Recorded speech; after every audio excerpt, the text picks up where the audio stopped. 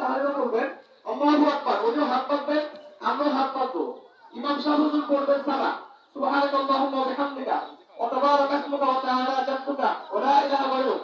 তারপর তিনি অতিরিক্ত তিনটা তাকবীর বলবেন, আল্লাহু আকবার, হাত ছেড়ে দিব, আবার আল্লাহু আকবার, হাত ছেড়ে দিব, আবার যখন বলবেন আল্লাহু আকবার, তৃতীয় তাকবীরের মাথায় হাত রাখবো। এই চারটাও তিনটা হলো একটা তাকবীর তাহরিমা, আর তিনটাও তিনটা তাকবীর হয়ে গেল। তারপর তিনি আউযু বিল্লাহি বিসমিল্লাহ করে সূরা পড়বেন, সূরা ফাতিহার সাথে সূরা মিলাবেন, রুকুতে যাবেন, সিজদা করবেন। প্রথম রাকাত শেষ। দ্বিতীয় রাকাতটা কিভাবে পড়বেন?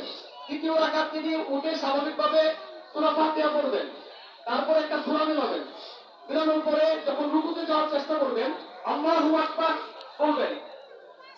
উনি চারটা তাকবীর বলবেন। প্রথম তিন তাকবীর আমরা হাত ছেড়ে দেব। মনে করেন আমি দ্বিতীয় রাকাত পড়াইতেছি, সূরা ফাতিহা শেষ, অন্য সূরাও শেষ, আমি হাত উঠাই আল্লাহু আকবার, হুজুর বলবেন আল্লাহু আকবার, আমরাও আল্লাহু আকবার হাত উঠাবো এবং হাত ছেড়ে দিব। দ্বিতীয় তাকবীর আল্লাহু আকবার, হাত ছেড়ে দিব। তৃতীয় তাকবীর আল্লাহু আকবার, হাত ছেড়ে দিব। চতুর্থ তাকবীর হাত উঠাবো না, আল্লাহু আকবার, রুকুতে চলে যাব। বাকি নামাজ অন্য নামাজের মতো হবে। আল্লাহ তাআলা আমাদের সবাইকে নামাজগুলো সঠিকভাবে পড়ার তৌফিক দান করেন। আমিন। কাঁধা সোজা করি ভাই, আমরা সবাই কাঁধা সোজা করি, সামনের কাঁধা আগে পড়াবো।